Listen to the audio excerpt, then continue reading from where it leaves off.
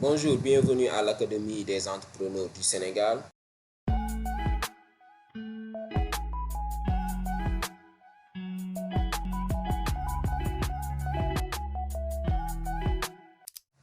Aujourd'hui, nous allons parler du business model Canva, un outil de gestion utilisé dans le processus de création des petites et moyennes entreprises. C'est quoi un business model Canva? Quelle est l'importance d'utiliser un business model Canva et comment réaliser votre propre business model Canva?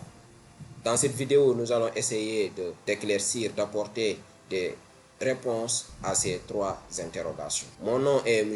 Colli, je suis spécialisé en gestion des petites et moyennes entreprises. Je suis aussi créateur de contenu pour la chaîne YouTube, l'Académie des entrepreneurs du Sénégal. Qu'est-ce que c'est un business model Canva? C'est un outil de management qui permet aux entreprises de développer leur modèle économique, de pouvoir l'ajuster au cours du temps. C'est quoi un modèle économique? Un modèle économique, pour rappel, un modèle économique est un plan décrivant comment une entreprise entend gagner de l'argent. En d'autres termes, à travers l'outil du business model Canva, on peut convaincre un investisseur de la rentabilité de notre idée d'entreprise. On peut aussi convaincre un ami ou un futur collaborateur de la pertinence de vouloir bien travailler avec nous sur notre projet. Voici un exemple de business model Canva. L'exemple que nous allons prendre aujourd'hui est celle du programme des 1000 entrepreneurs du BTP au Sénégal qui est en train d'être déroulé au niveau de notre chaîne YouTube dénommée Académie de l'entrepreneuriat du Sénégal. Nous allons partager avec vous comment on peut réaliser notre business model Canva en se basant sur l'exemple illustratif devant nous. Comme vous le voyez, voici comment se présente l'outil dénommé le business model Canva.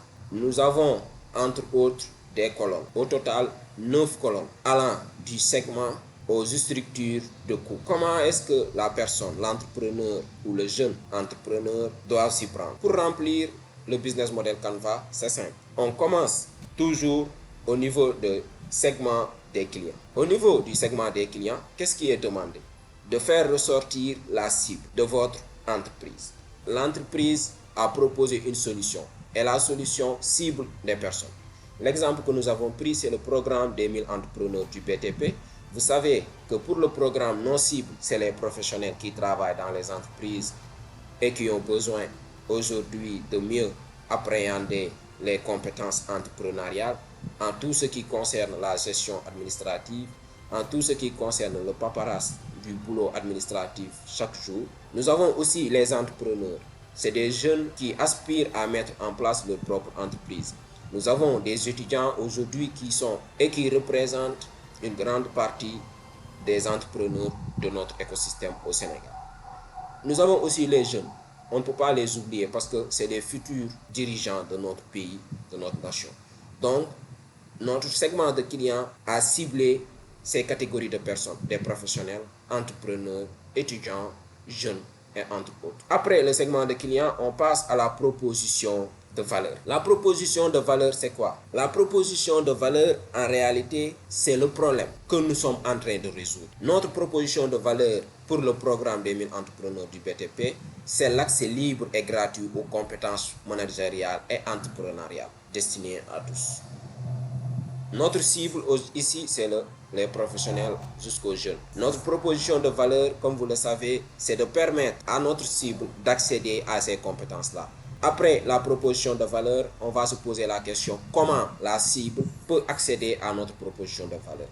La cible peut utiliser les canaux. Donc, ça nous amène aux canaux de distribution. Quels sont les canaux que l'entrepreneur doit mettre en place pour pouvoir permettre à son cible d'atteindre ses solutions ou bien la solution proposée? Nous, à notre niveau, on a mis en place notre chaîne YouTube où tout le contenu des cours et des explications sont présents. À travers aussi WhatsApp, l'outil WhatsApp, nous partageons diverses informations sur le programme. Après les canaux de distribution, on va passer aux relations que nous entretenons avec notre cible, nos clients. Nous entretenons des relations directes tout simplement parce qu'on parle directement. On n'a pas d'intermédiaire, on n'a pas de centre d'appel, quelqu'un qui est en charge des relations avec nos clients. Nous, on se charge directement de parler avec les professionnels, avec les étudiants, mais aussi avec les jeunes. Pour les proposer quoi? Pour les proposer notre proposition de valeur. Donc, la relation, elle est importante parce que c'est ce qui va définir en réalité l'importance ou bien l'utilité du client dans votre entreprise. Donc, en réalité, le client a un rôle à jouer et c'est à travers cette relation-là qu'il va se sentir partie intégrante de votre solution. La création de communautés, ça va nous permettre de mobiliser tous nos aspirants clients, toute notre cible sur une entité, sur une communauté qui va faire vivre en réalité l'objectif qui est de préparer ces jeunes à avoir des compétences managériales. Nous, à travers aussi les relations clients, on tisse le suivi personnel. Parce qu'un client peut être intéressé par un suivi personnel en coaching. Je profite de l'occasion pour faire parvenir à certains d'entre vous qui seraient intéressés à des formations sur le montage de projets et les recherches de financement que l'on va lancer, que l'on avait déjà lancé et qui sont toujours d'actualité. Mais aussi à travers des accompagnements.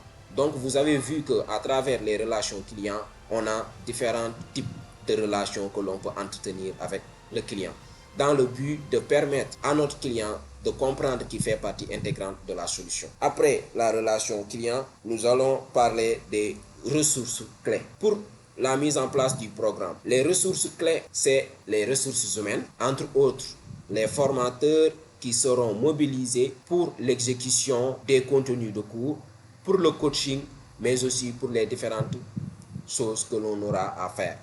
Donc, on doit mobiliser. Donc, pour nos ressources, on aura besoin des ressources humaines. On aura besoin aussi du matériel. Ça fait partie des ressources.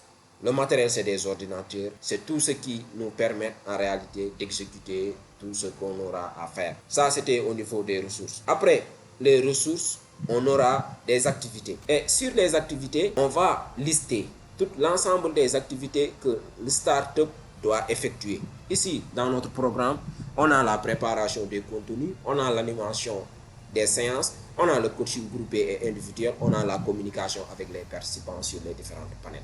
Donc, ce qui crée des activités que nous sommes en train de mener tout au long du programme. Au niveau des partenaires, nous avons Design Art qui se charge en réalité de tout ce qui est aspect visuel. C'est eux qui animent la chaîne et c'est notre partenaire qui en réalité est un prestataire de services. Voir les revenus. Sur les revenus, le start-up, l'entrepreneur ou le jeune qui a envie de présenter son projet doit mettre en exergue les différentes sources de revenus, les points par lesquels l'entreprise va générer de l'argent. Ici, pour notre exemple, lors du programme, c'est les audiences de notre chaîne YouTube, malgré qu'il n'y a pas beaucoup d'audience. C'est la publicité avec le sponsoring, c'est les services de coaching individuel, mais aussi c'est des prestations de services au niveau de certaines masterclass sur divers communes que nous avons eu à intervenir. Donc ça représente la structure en réalité de nos revenus, comment nous allons gagner de l'argent à travers le programme. Après les revenus, on parle de structure des coûts. Sur la structure des coûts, il faut prendre en charge deux coûts. C'est les charges fixes et les charges variables. Nous avons donné l'exemple de la motivation du personnel parce que c'est des charges que nous connaissons déjà en amont, combien ils sont, combien ils seront motivés. Sur les charges variables, c'est les charges liées à la communication. Nous sommes obligés de communiquer pour avoir des audiences. Nous sommes obligés de communiquer pour que les gens puissent s'inscrire sur notre programme. Donc, tout cela nécessite des moyens qui peuvent varier en fonction des coûts de connexion, en fonction du type de communication que nous avons utilisé, en fonction de diverses activités que nous menons en réalité pour communiquer avec le monde extérieur et faire connaître notre business. C'est ça aujourd'hui que l'on voulait partager avec vous. J'espère que cette vidéo vous a plu et que vous avez appris à comprendre comment vous pouvez d'ores et déjà utiliser le business model Canva pour préparer votre rencontre avec un partenaire, mais aussi pour convaincre le partenaire, le futur collaborateur de travailler avec vous sur votre idée de projet, car avec le business model Canva, vous pouvez démontrer de façon sûre et très concise que votre activité ou bien que l'activité que vous voulez mettre en place est bel et bien rentable. À la prochaine fois sur l'Académie des entrepreneurs du Sénégal pour une autre vidéo. Merci.